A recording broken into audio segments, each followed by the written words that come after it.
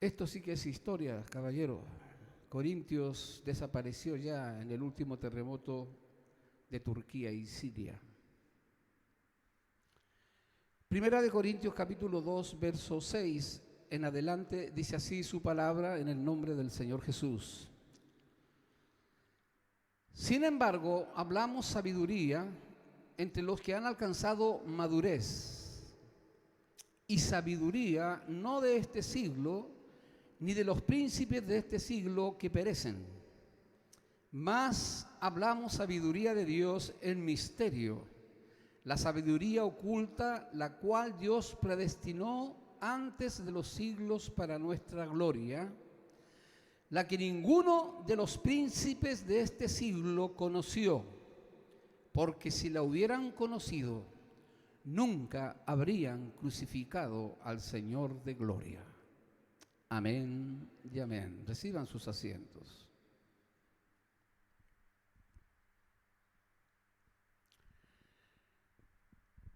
Este mensaje tiene por título Nunca lo supieron. ¿Cuántas cosas hacemos sin saber lo que hacemos? Me remito a las palabras y la primera expresión de Cristo en la cruz del madero, en el Gólgota, es tan profunda que sigue resonando a través de los siglos, cuando dice: Padre, perdónalos, porque no saben lo que hacen. Es decir, hacemos cosas que no sabemos por qué las hacemos. Y aquí Pablo está enfatizando en una sabiduría oculta, que ninguno de los príncipes de este siglo conoció, porque si la hubieran conocido, nunca habrían crucificado al Señor de gloria. Cuando se habla de los príncipes de este mundo, se habla de las personas que están en eminencia.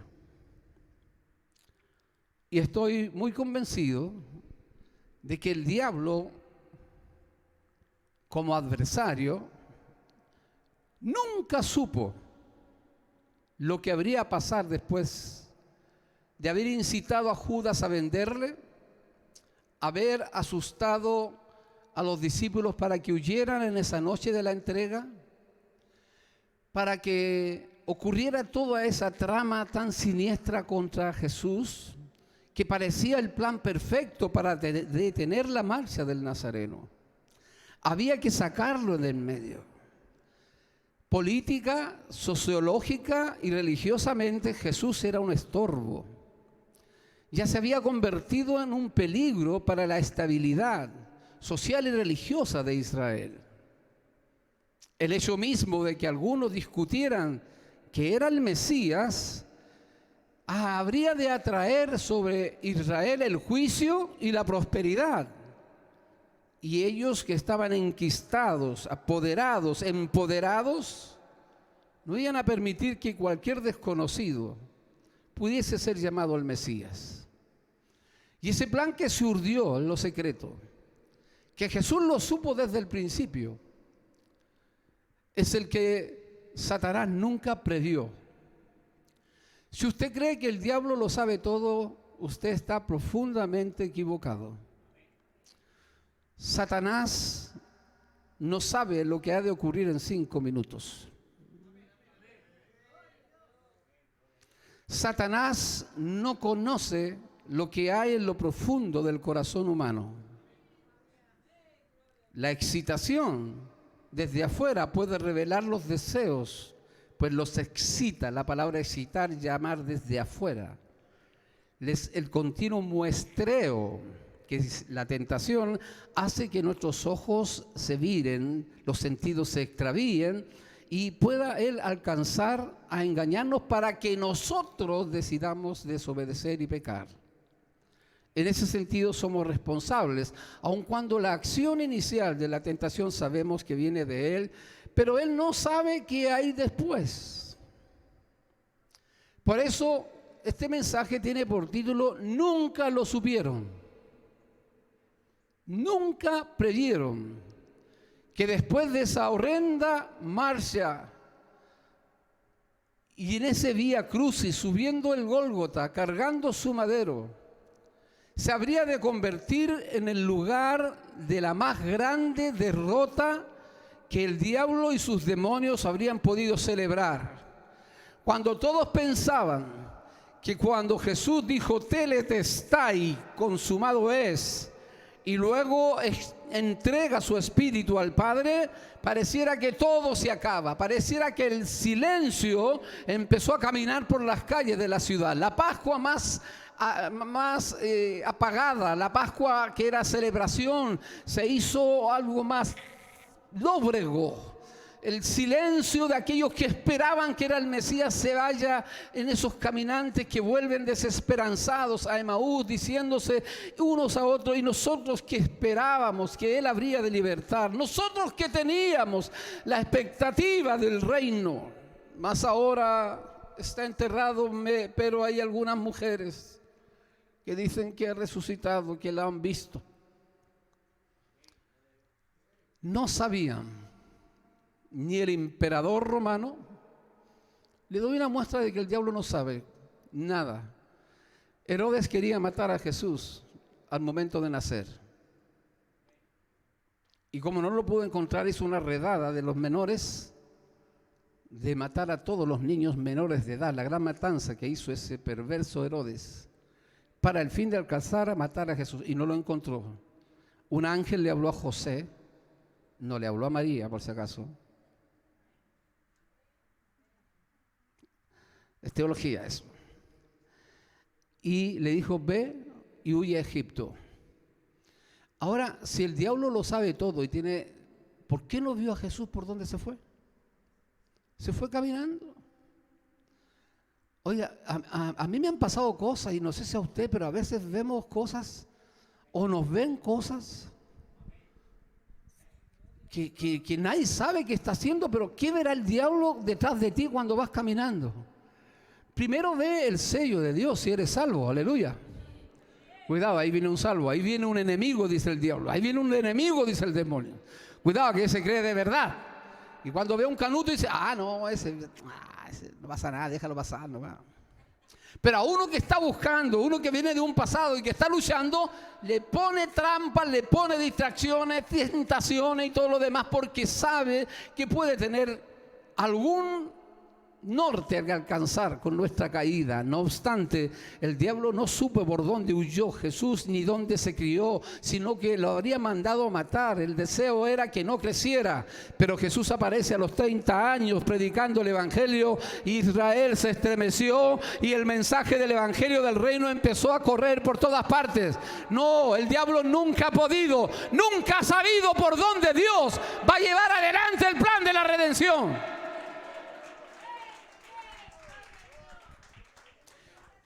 Con el respeto que se merezca esta palabra, pero yo quiero desnudar a ese desgraciado que es el diablo. Ya que no se oculte más en el misticismo de que es poderoso. Cuidado del diablo. Que el diablo tenga cuidado de mí si estoy en el Espíritu. ¿Aló? Nunca lo supieron.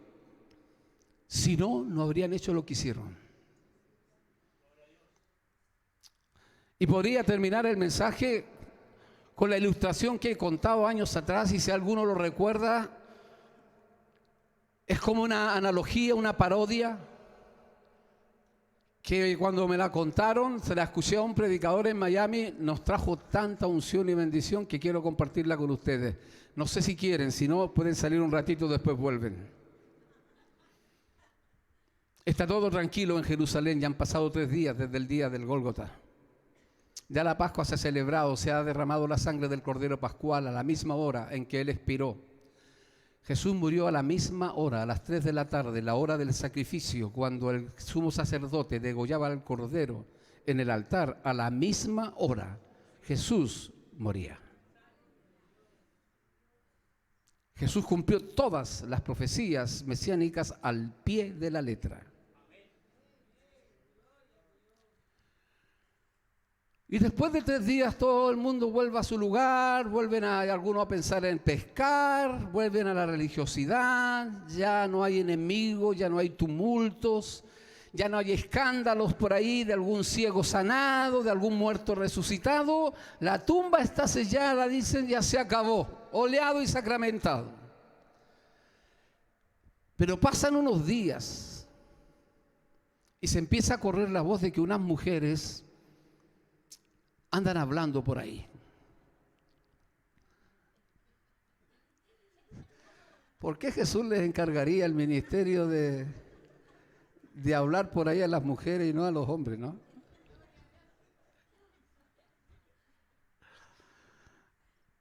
¿Será que son buenas para el copucheo?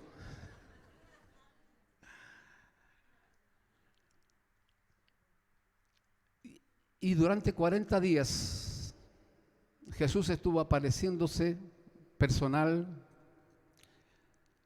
y ya la realidad del resucitado empezó a ser tan extrema que en una ocasión se apareció a más de 500 hermanos.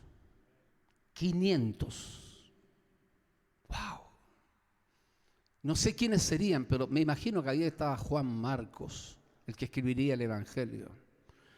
Saulo no estaba por ahí. Saulo andaba haciendo planes para acabar con cualquier atisbo contra el judaísmo que él profesaba.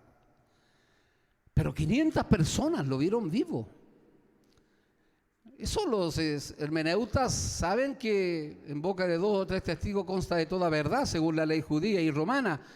Pero que 500 testigos digan que resucitó, ya caballero, ya no es una cuestión casual. Pero pasan esos días en que Jesús asciende, y después de esos días de aparecerse y desaparecer entre las nubes, los discípulos se meten en un aposento a orar, confiando en una promesa que Jesús les había dicho: quédense en este aposento, no os mováis, no vayáis a ninguna parte. Quedaos aquí hasta que seáis investidos.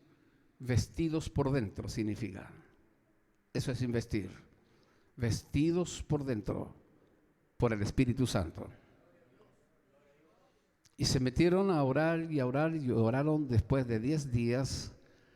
En una mañana de Pentecostés, la fiesta de la alegría, las ofrendas de paz, de la cosecha, viene un gran ruido social. Mire, yo estoy a veces asombrado por los intérpretes de la Biblia que creen que en ella solamente hay teología, pensamiento.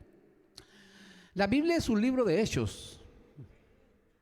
La Biblia se abre con un acto, con un hecho. En el principio creó Dios los cielos y la tierra. No aparece dándonos una idea o demostrando su existencia, la da por hecho, y cuando empieza Dios a narrar la historia son hechos. Cuando descendió el Espíritu Santo, algo ocurrió.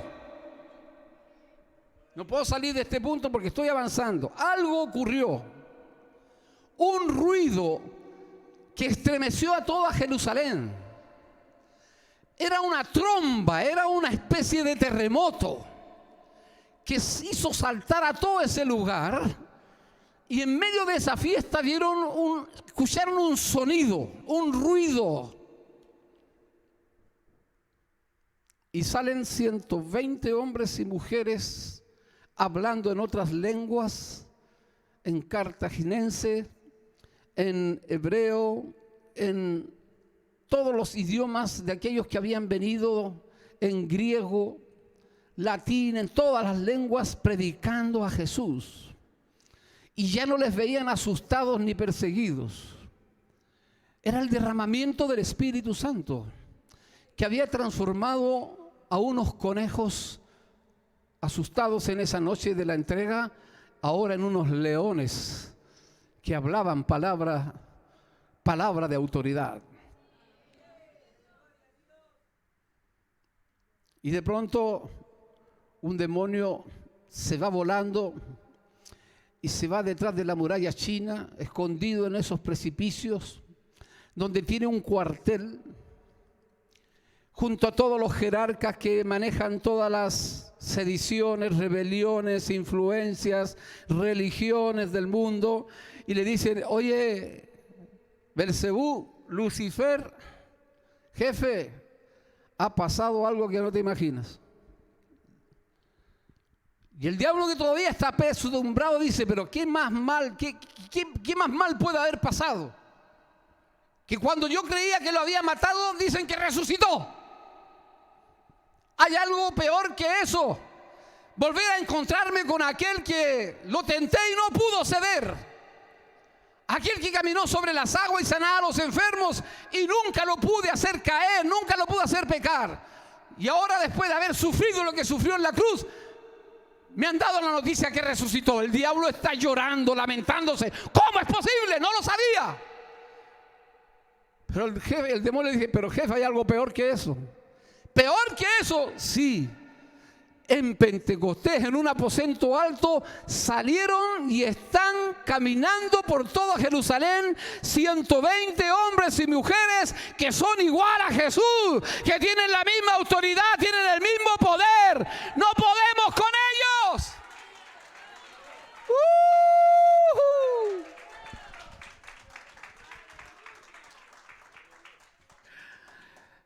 Si Cristo está en ti, el diablo va a ver a Cristo en ti. Y no te teme por la sabiduría, por los años que tenga, por el conocimiento que tenga. No, va a medir y va a enfrentarse a aquel que está dentro de nosotros. Amén. Teniendo este sello, conoce Dios a los que son suyos. Conoce Dios a los que son suyos. Estas ovejas son mías y nadie las arrebatará. Nadie las arrebatará. Son mías las ovejas. Anda a quitarle algo a Dios.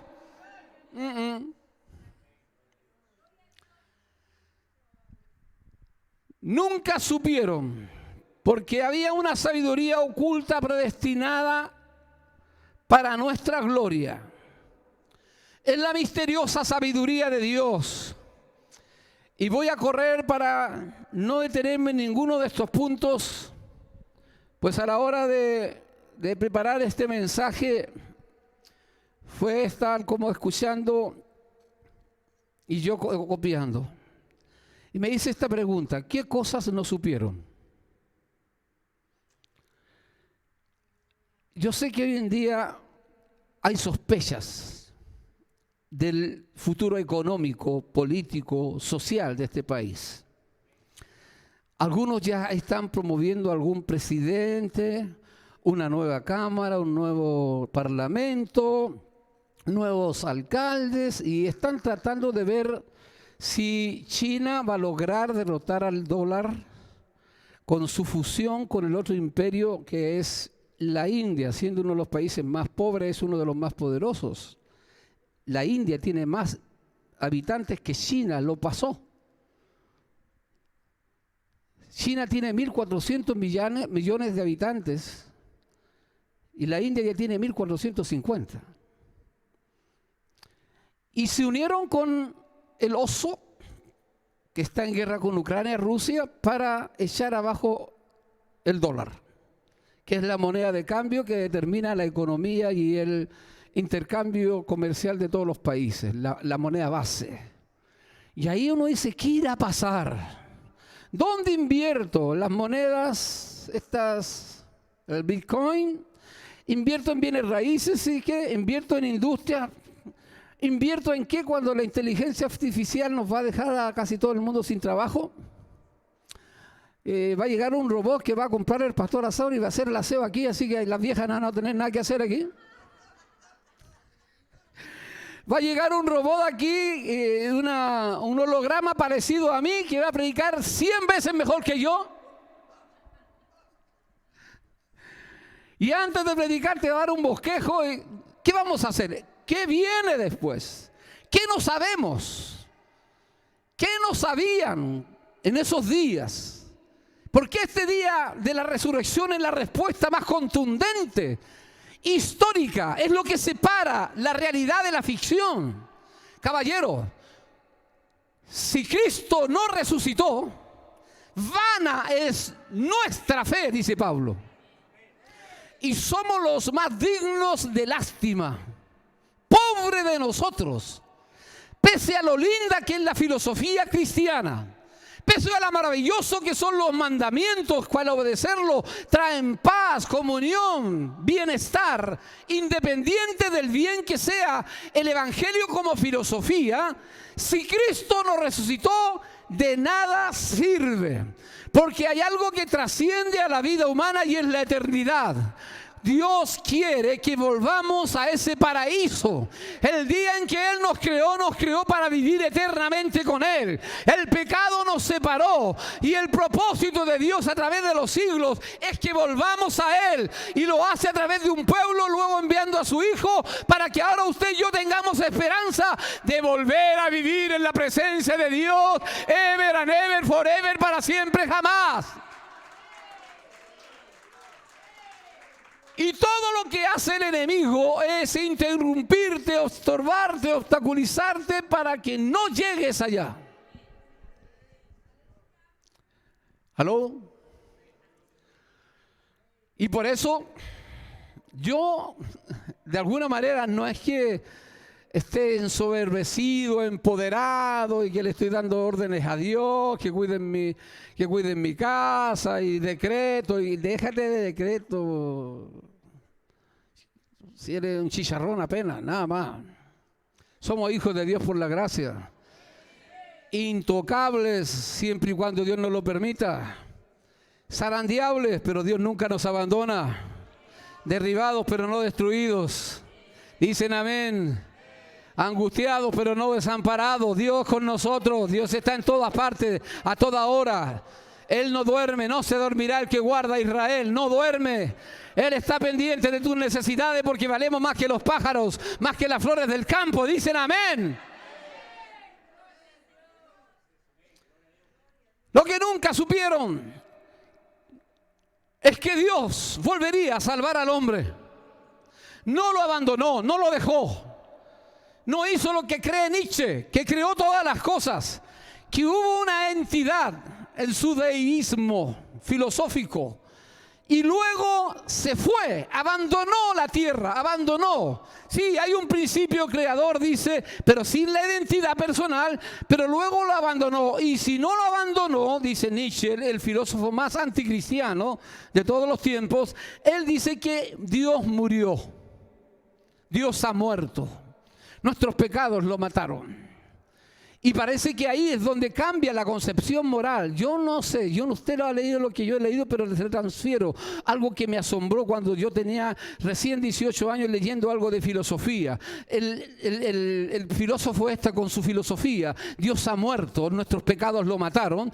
Eso cambió la concepción del mundo, apareció la desesperanza. Nos privaron del horror del infierno, pero nos arrebataron la esperanza de que hay un cielo. Hicieron que la vida no tenga sentido. Envió ese espíritu de vaciedad, el nihilismo, esa ley de la entropía, que todo está en continua destrucción. No, caballero, Dios no abandonó. Después de caer, expulsarlo del Edén, lo sacó de ahí para que no comiera del fruto, porque si comía del fruto en pecado, el pecado se eternizaba. Fue un acto de misericordia para sacarlo y limitarlo en su día, para volverlo a salvar. El Dios nuestro no abandona. Planeó, el diablo nunca supo que podría volver Dios a salvar al hombre. La salvación es un acto milagroso. Digan amén los salvos. No supieron que Dios se encarnaría. Que así como envió profetas y profetas, hasta que un día dijo, yo iré. ¡Wow! Y ese es el misterio más grande que ningún teólogo ha podido todavía desentrañar o entender. Se le llama la kenosis, el vaciamiento. cuando se despojó a sí mismo y tomando forma de siervo se hizo semejante a los hombres. Y estando en la condición de hombre, murió en una cruz. ¡Wow! ¿Cómo Dios puede vaciarse? Esa es la palabra. Porque ahí está el gran misterio de la fusión, que mejor nunca me voy a meter ahí, entre la personalidad o la naturaleza humana y la naturaleza divina que había en Cristo. Tú puedes unir dos cosas, fusionarlas por el calor, pero siempre serán dos elementos distintos. Jesús, cuando se encarna por medio de la Virgen María, toma forma humana con toda su naturaleza humana, dolor, sufrimiento, leyes del crecimiento. Se sometió al espacio, a todo. Sufrió nuestros dolores, lloró, se cansó, durmió, comió. Oh, gloria a Dios. Pero dentro de sí estaba la naturaleza divina, que podía permitir que un hombre se postrara ante él y lo reconociera: Dios mío y Señor mío. Si usted se inclina ante un hombre y le dice Señor y Dios mío, usted es un idólatra. Solo Dios debe ser adorado. Y toda vez cuando lo adoraron, Jesús nunca rechazó la adoración. Y se lo dijo a los fariseos cuando ese cojo, ese paralítico descendió desde el techo y en vez de sanarlo le dijo: hijo, tus pecados te son perdonados. Y los fariseos quedan para adentro. Fue un golpe al hígado. No podían creer lo que estaban escuchando, porque solo Dios perdona pecados. El que estaba en esa casa era Jesucristo encarnado, el gran misterio. No sabía el diablo ni nadie que Dios tomaría forma de hombre. Se encarnaría, y Juan dice: y vimos su gloria y habitó entre nosotros. La palabra habitar hizo su carpa, su tienda en medio de nosotros. ¡Wow! Nunca supieron que nacería de mujer. Pensaron que sería un ángel revestido de autoridad, que vendría de algún linaje exclusivo. Nacería de una mujer humilde que habitaba en una ciudad pequeña de ese Israel, la antigua Palestina. Nunca supieron que viviría entre los hombres. Nunca supieron que este hombre crecería y que sería el Mesías, el más temido de todos, que fundaría un reino que no es de este mundo. Nunca supieron. Pensaban que era un revoltoso más, que podía sacudir el látigo romano de Israel, pero no, él dijo: mi reino no es de este mundo. Nunca supieron que predicaría el evangelio de un reino inconmovible. Nunca supieron que llamaría a pecadores, sanaría a los enfermos, resucitaría a los muertos, caminaría sobre las aguas, perdonaría, lamentaría. ¡Oh, gloria! Nunca lo supieron. Y cuando tuvieron dudas le mandaron a decir: ¿con qué autoridad hace estas cosas? Y Jesús es la única respuesta que uno le da a los que no se la merecen. Dios no le da respuesta a quienes no se la merecen. Dios no es observable, no es un cuestionario, no es una imagen. Dios es Dios y se revela por gracia a quien quiere, como quiere y cuando quiere. Nunca supieron que llamaría a hombres comunes y corrientes, gente ordinaria, como Luis. Hay 3 Luis aquí, digan amén los 3. Como tenía yo un amigo en el metro, me decía: compadre, yo era agente de estación, el señor Arangui, yo sí que soy ordinario, me decía. Me llamo José Pérez, me dijo. Y mi señora se llama María González. Y a nuestro hijo le pusimos Juan Luis. Juan Luis Pérez González. No puede ser más ordinario mi hijo, decía. Porque no tenía ningún apellido de 4 letras. Pero Dios llamó a hombres ordinarios, comunes y corrientes, y los hizo sus discípulos más cercanos. Nunca supieron que Jesús sufriría el sufrimiento físico, el tormento físico más impresionante por la verdad que predicaba. Nunca supieron que cargaría una cruz y que moriría al lado de 2 malhechores. Nunca supieron que ese bendito sería crucificado como un maldito. Nunca supieron que Él cumpliría todas las profecías mesiánicas. Nunca supieron que resucitaría de entre los muertos al tercer día. Nunca supieron que Él era Dios mismo encarnado. Nunca supieron que Él estaba pagando el precio de nuestra redención con su propia muerte. Nunca supieron que nos salvaría para siempre. Aplauda a Jesús. Diga gloria a Dios.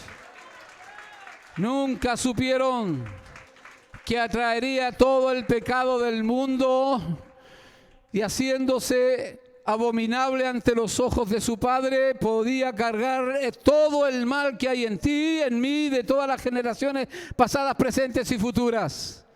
Es la historia más hermosa del mundo, la más increíble, pero Dios la hizo realidad, y para nosotros lo que ya hemos recibido, ahora lo sabemos. Yo sé a quién he creído, ahora sabemos, ahora lo sabemos. Y el diablo no sabe todavía cómo termina esta historia. Termina cuando venga Cristo por su iglesia, la arrebate, nos lleve al cielo por un tiempo y volvamos a reinar. Y lo que le espera es la eternidad sin Dios. Lo que viene es lo mejor, caballero.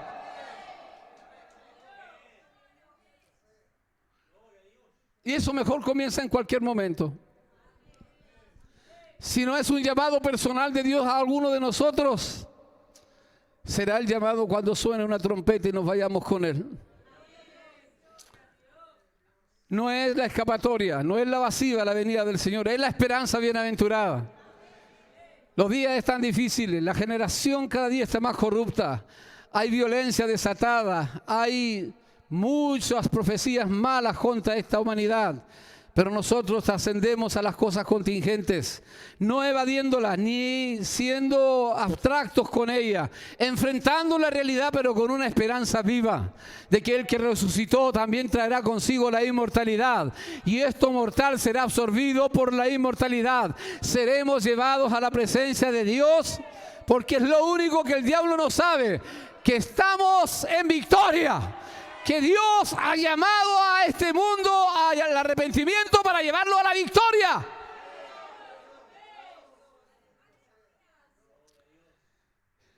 Termino con eso, porque fue una visión que tuve cuando prediqué el año 90 en Miami en una campaña de Semana Santa, en un Easter.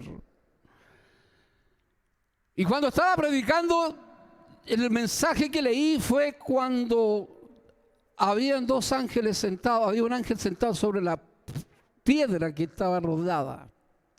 Eran socavones que se hacían en la roca, en el monte, y luego eran taponeados con una piedra que era removida.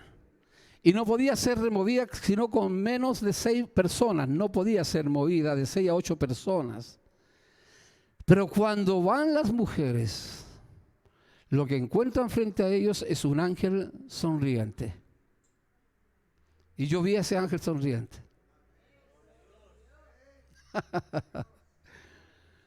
¿Por qué buscáis entre los muertos al que vive?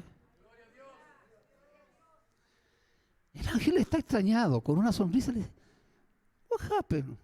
¿Cuál es tu rollo, chica? ¿Qué haces tú ahí? ¿Cómo es que buscas entre los muertos al que vive? Al que la tumba no lo pudo retener, la muerte no lo pudo retener. La palabra retener tiene que ver con el momento del embarazo, del alumbramiento.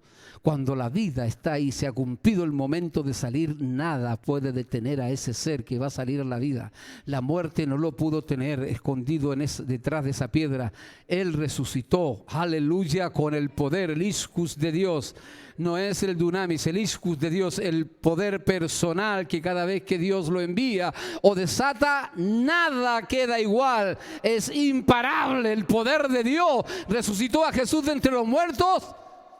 Y el ángel, ahora que ya sabe lo que ha ocurrido, le pregunta, y me pregunta a mí y a todos los religiosos: ¿por qué buscáis entre los muertos al que vive? Él vive, Él resucitó. No adoramos un recuerdo, no es una memoria, es una viva presencia de Cristo en el corazón de todos aquellos que le hemos recibido.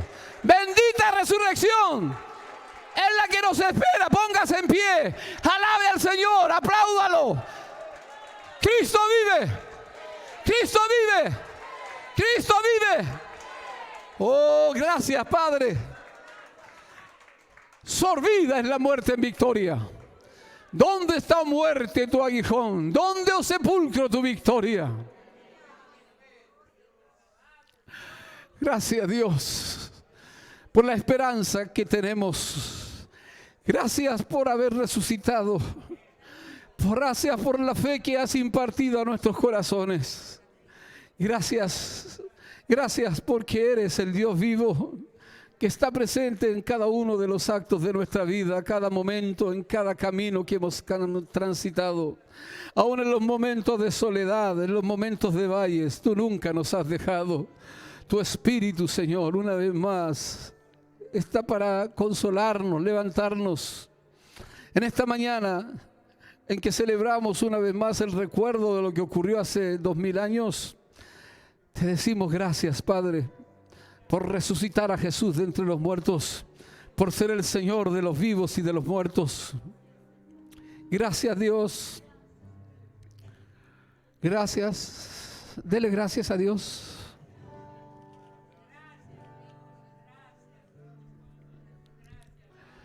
Gracias, Señor.